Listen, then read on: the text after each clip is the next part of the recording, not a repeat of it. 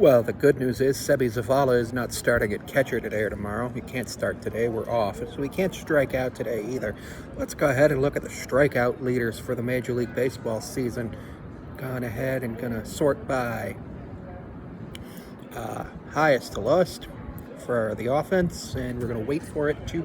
Yep, it's the Seattle Mariners with 323 strikeouts, 103 walks, 108 RBIs, 111 runs on 220 hits with 103 walks. That's 323 base runners that have only been... So basically a third of our base runners are being converted into runs, which actually isn't terrible.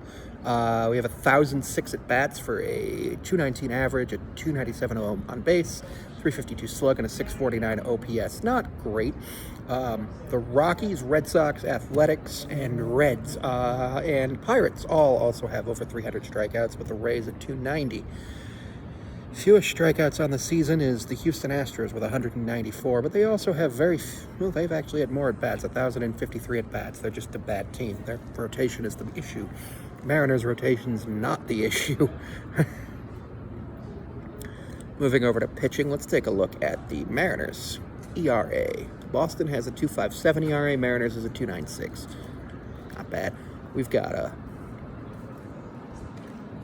3 shutouts, 8 saves, in 9 save opportunities, 276 and a third innings pitched, given up 211 hits and 102 runs, 91 of them earned, 30 homers, 12 hit batters, walked 74, while striking out 291. So, the fewest strikeouts is the Rockies at 195.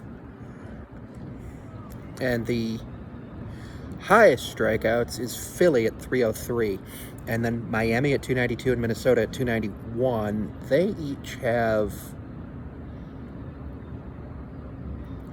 The Phillies have a game in hand. Miami has 2 games in hand, and we have a game in hand on Minnesota. But the rotation is not the problem. Yeah, every time Emerson Hancock starts, you're not 100% sure if you're going to get what you expect from Mariners pitching, but it's okay. Brian Woo's coming back shortly, so that's great.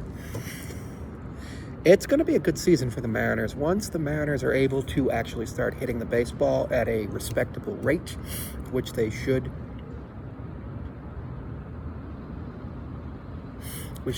be able to do over the course of the next coming weeks as the weather gets better at T-Mobile Park. The Phillies and Mariners have each had